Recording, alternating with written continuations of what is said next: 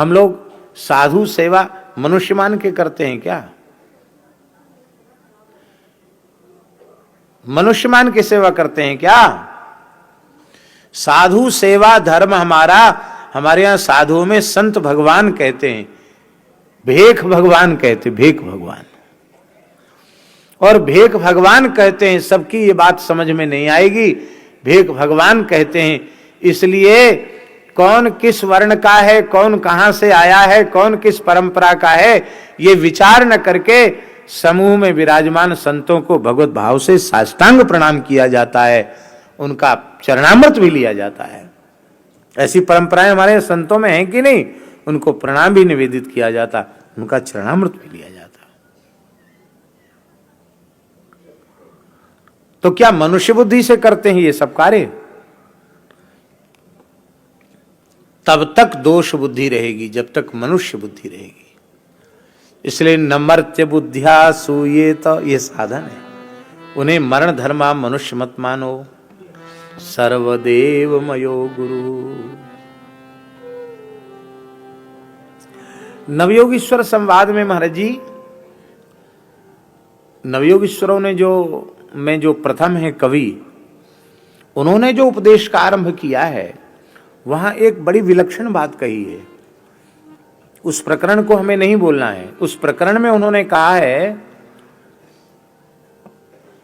भक्ति पूर्वक इस सिद्धांत को स्वीकार कर लो कि भगवान के अतिरिक्त और दूसरी कोई वस्तु नहीं। पर यह चरम सत्य है। इस अंतिम सत्य तक पहुंचने की प्रक्रिया क्या है?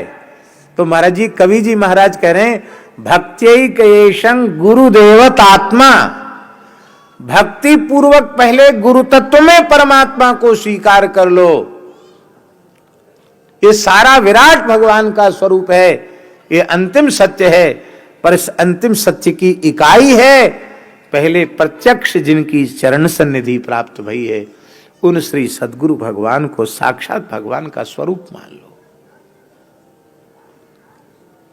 अब जब वे भगवान हैं तो उनकी प्रत्येक क्रिया असामान्य है, फिर उनकी प्रत्येक वाणी विशिष्ट है, भगवत वाणी है।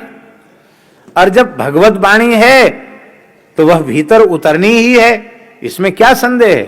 भगवत वाणी है तो सामान्य भावना तो रहने वाली है नहीं, फिर जो कहेंगे सो करेगा। और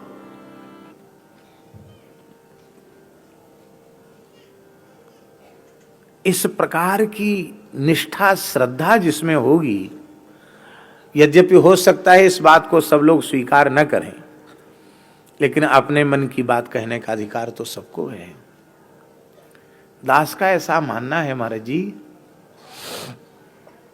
कि व्यक्ति सामर्थ्य शून्य है, अत्यंत सामान्य है, लेकिन गुरु तत्व के प्रति जैसी श्रद्धा आपके चित्त में होनी चाहिए, ऐसी श्रद्धा यदि उस स्वरूप में आपकी है तो आपको कहीं जाने की आवश्यकता नहीं, वहीं से सब कुछ प्राप्त हो जाएगा।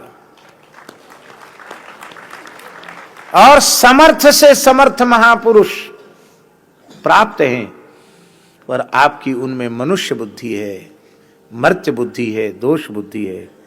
तो हो सकता है अत्यंत निकट रहकर मिले तो कुछ नहीं, उल्टे और पता नहीं क्या खुरापात दिमाग में आ जाए।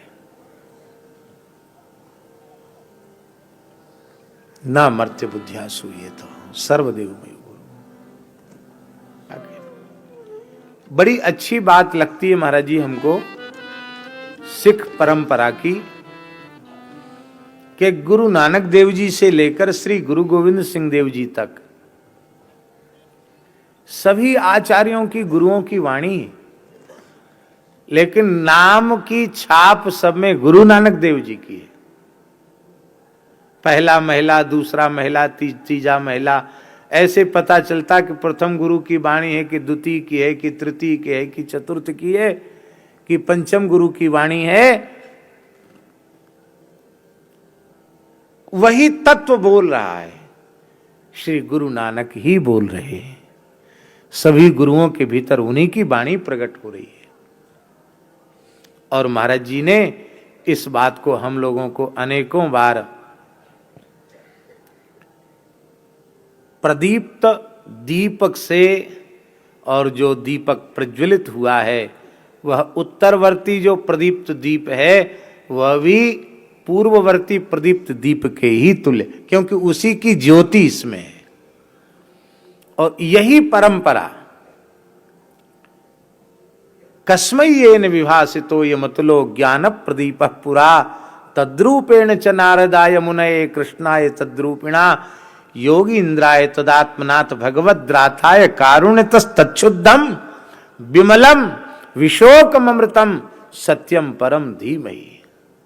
क्या कहें, हम लोगों की बात समझ में नहीं आती है, नहीं तो समझना ये चाहिए किसी भी परंपरा में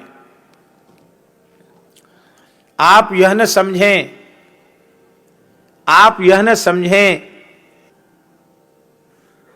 भगवान शंकराचार्य की पवित्र परंपरा में